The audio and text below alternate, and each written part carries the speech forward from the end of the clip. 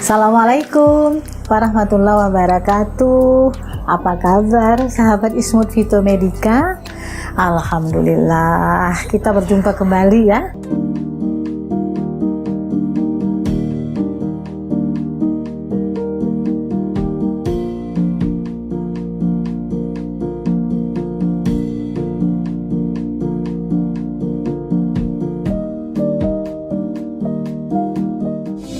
Hari ini saya tidak berbicara tentang produk Ismut Fitomedica, tapi saya ingin ngobrol tentang pengetahuan populer kita berkenaan dengan obat bahan alam. Mudah-mudahan teman-teman berkenan ya dengan konten hari ini. Ayo kita simak. Baiklah, teman-teman, pada saat ini cukup banyak pemanfaatan obat bahan alam untuk dipilih ya sebagai upaya penyembuhan dan juga upaya pemeliharaan kesehatan. Ya, kenapa saya bilang upaya penyembuhan dan juga pemeliharaan kesehatan? Karena sesungguhnya memang obat bahan alam itu dapat kita manfaatkan untuk kedua tujuan tersebut ya. Manakala kita sakit, dia bisa digunakan sebagai obat. Manakala kita memang sedang sehat, bisa digunakan untuk memelihara kesehatan yang insya Allah kita akan sehat terus karenanya ya. Oke. Nah, sebelum kita lanjut, yuk kita segarkan kembali ya ingatan kita tentang beberapa istilah atau terminologi yang mungkin dalam keseharian kita suka agak rancu gitu ya. Nah, mungkin karena teman-teman juga ada yang bertanya kepada saya, obat bahan alam, kemudian ada istilah obat tradisional, ada istilah obat herbal, ada istilah jamu. Yang mana ya yang tepat? Nah, semuanya tepat, semuanya benar, tetapi ada caranya di mana kita menggunakan istilah-istilah itu secara proporsional, secara tepat guna dan tepat sasarannya ya. Nah, jadi begini teman-teman ya, kita mempunyai satu rumah besar ya, rumah besar yang namanya obat bahan alam ya. Karena dia bahan alam, tentu dia bisa berwujud apa? Tanaman atau tumbuhan, bisa juga dia berwujud hewan-hewan tertentu ya, bisa juga dia berwujud mineral-mineral yang ditambang ya dari alam untuk tujuan kesehatan manusia. Ya, begitu ya. Jadi bisa tanaman, bisa hewan, bisa berupa mineral, dan kadang-kadang dia muncul berupa kombinasi atau campuran dari kesemuanya itu. Nah, kalau kita sebut obat tradisional, ini maknanya apa ya? Nah, namanya juga tradisional, jadi artinya dia berkenaan dengan tradisi.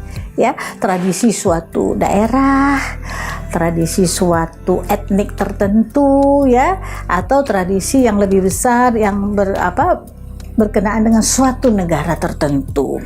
Nah, jadi dia berhubungan itu dengan kultur, dengan budaya, dan juga ada yang berhubungan dengan kepercayaan ya. Nah, itu tradisional ya.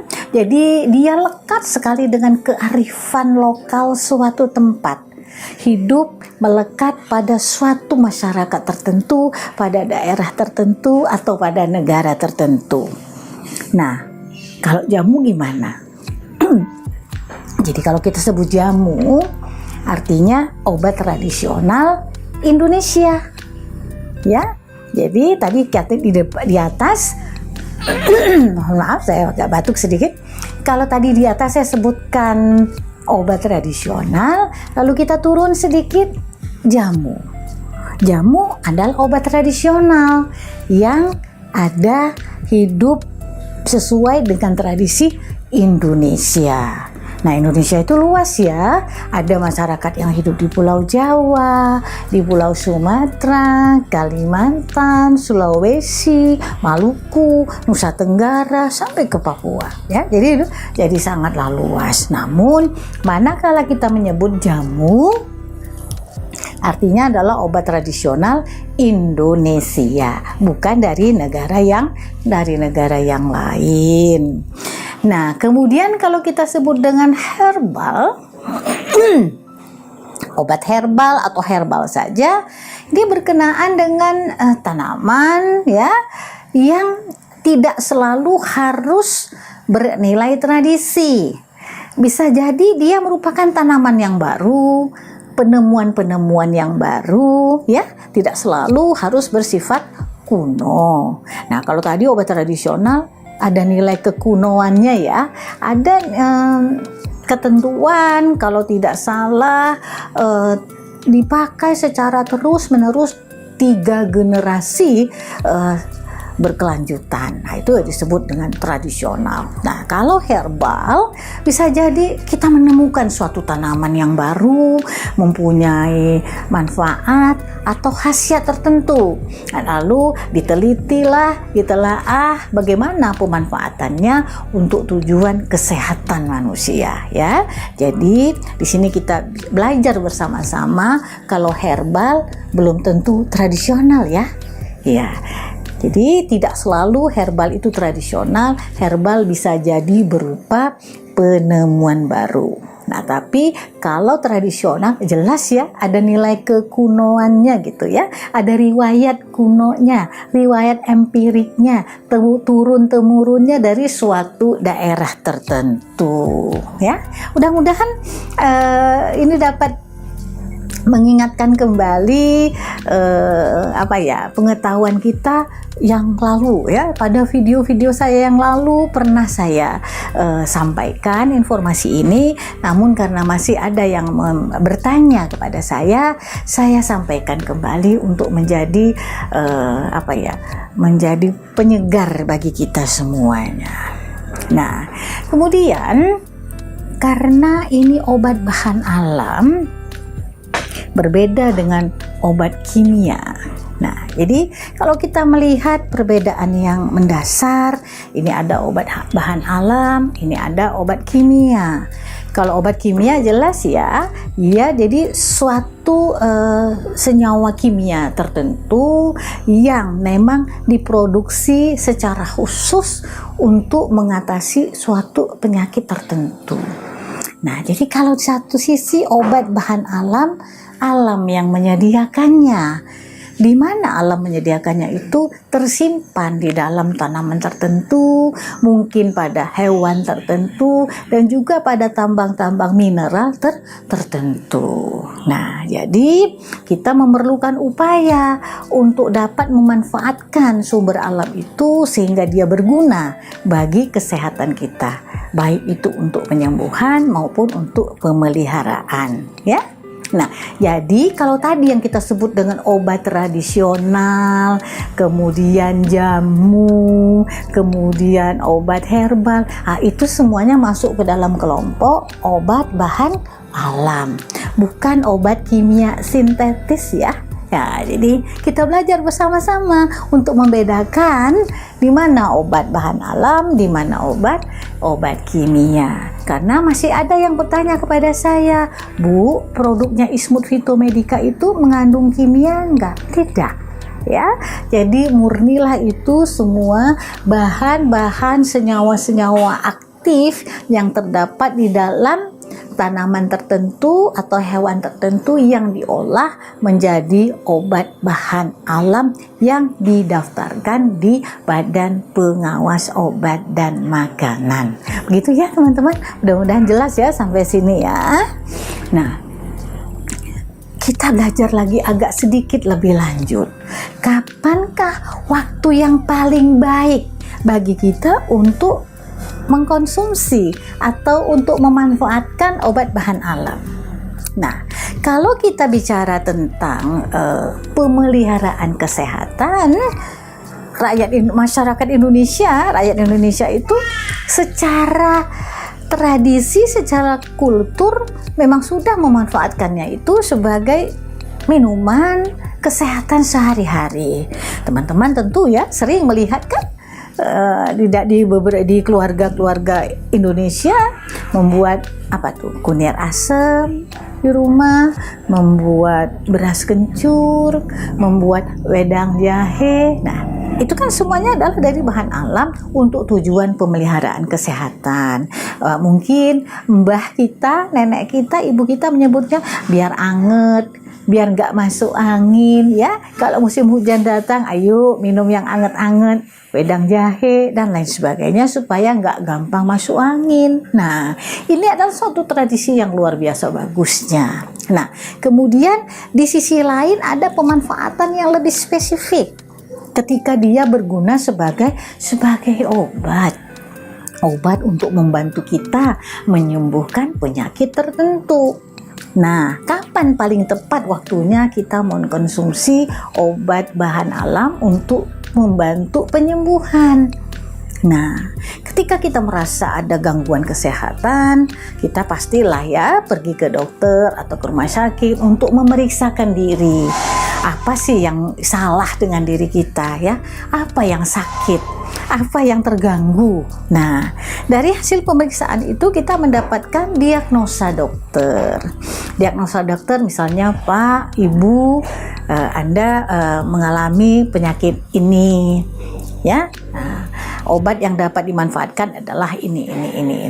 Nah, ketika kita sudah mempunyai diagnosa oleh dokter, sudah ditetapkan penyakit kita bisa ya mempunyai pilihan untuk memanfaatkan obat bahan alam sebagai membantu kita untuk penyembuhan. Nah, inilah adalah saat yang tepat.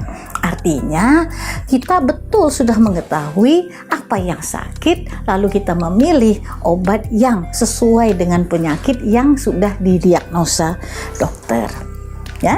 Nah, jadi langkah yang paling tepat adalah memeriksakan diri lalu memilih obat bahan alam yang tepat untuk penyakit yang kita idap pada saat ini. Nah, kemudian beberapa penyakit berupa penyakit degeneratif ya. Jadi penyakit-penyakit yang berkenaan dengan masalah-masalah metabolisme ya, seperti tekanan darah tinggi, kolesterol yang tinggi, kemudian penyakit-penyakit pembuluh darah, kemudian penyakit gula darah yang melampaui batas normal dan lain-lain, banyak contoh lagi yang lain. Itu penyakit-penyakit yang seperti ini disebut penyakit degeneratif yang biasanya memerlukan jangka waktu pengobatan yang relatif panjang dibandingkan dengan penyakit-penyakit yang lain. Ya.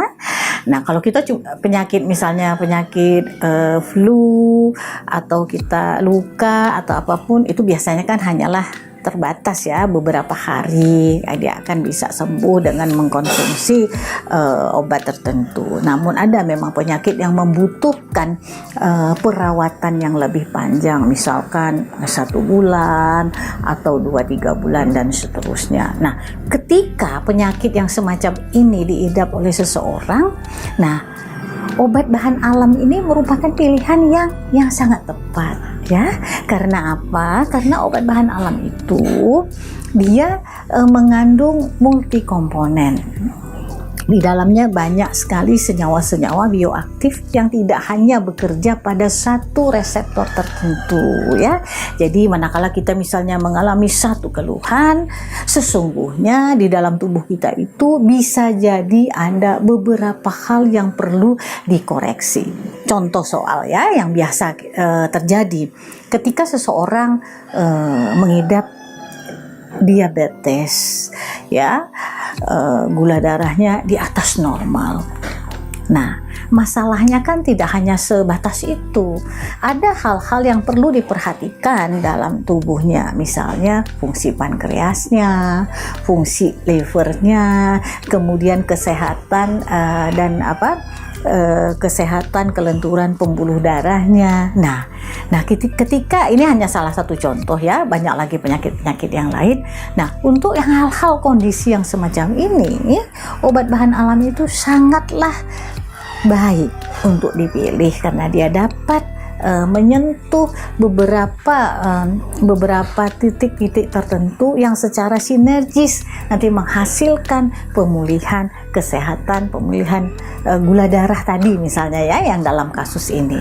Dan masih banyak lagi ya contoh-contoh pemanfaatan yang lain yang sangat layak kita jadikan pertimbangan untuk memilih obat bahan alam sebagai upaya membantu kita untuk sembuh. Sahabat yang baik, apa sih pertimbangan utama kita ketika memilih obat bahan alam? Ya, nah obat bahan alam itu dapat dibuat, diproduksi, diedarkan dan juga bisa dikonsumsi masyarakat manakala dia memenuhi kriteria aman. Ya, aman ini wajib sekali ya. Tidak boleh kita membuat sesuatu produk yang tidak aman bagi konsumen, tidak aman bagi masyarakat, itu dilarang ya oleh peraturan, oleh undang-undang. Nah, kemudian aman, kemudian berkhasiat. Jadi jelas kalau kita memang membuat satu obat tertentu, khasiatnya mestilah aja jelas untuk apa, dapat digunakan untuk membantu mengurangi penyakit apa. Nah, dan yang satu lagi yang tidak kalah pentingnya adalah bermutu. Nah, mutu suatu produk itu artinya dia sesuai dengan spesifikasi yang dibuat. Misalnya, suatu produk dibuat dalam bentuk kapsul. Kapsulnya berapa? 500 mg. Kalau dia bermutu atau menjaga mutu, pasti benar kapsulnya 500 mg. Zat berkhasiat di dalamnya terkandung 500 mg. Tidak boleh kurang ya. Kalau kurang nanti konsumen dirugikan. Atau jika dia terbuat dalam bentuk tablet misalnya katakanlah sekian miligram, dia misalnya larut dalam air atau pecah di dalam air sekian menit. Nah, semua spesifikasi itu haruslah terpenuhi. Nah, pemenuhan ini mestilah konsisten dari waktu ke waktu, dari batch ke batch haruslah dipenuhi ya. Yaitu itu namanya dapat menjaga mutu ya. Jadi teman-teman, kalau Anda sedang mempertimbangkan obat bahan alam tertentu, Anda perlu menggunakan hak Anda sebagai konsumen. Apa hak Anda? Mendapatkan produk yang aman, produk yang berkhasiat, dan juga produk yang bermutu. Di mana Anda mendapatkan produk yang memenuhi kriteria itu, Anda akan mendapatkan produk yang aman, yang berkhasiat, dan juga bermutu manakala Anda memilih, membeli, mengkonsumsi produk yang sudah terdaftar di Badan Pengawas Obat dan Makanan. Ini penting sekali teman-teman ya. Saya tidak henti-hentinya menyarankan, menghimbau teman-teman untuk hanya mengkonsumsi produk-produk yang sudah terdaftar di Badan POM agar kita semua dalam kondisi yang sehat dan juga selamat.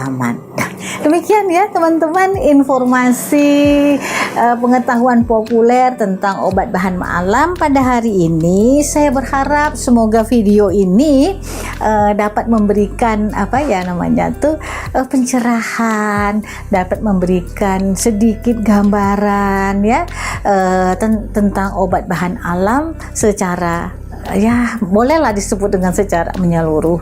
Saya berterima kasih bagi Anda semua yang sudah menonton video ini. Sampai kita berjumpa lagi insya Allah pada video yang akan datang. Assalamualaikum warahmatullahi wabarakatuh.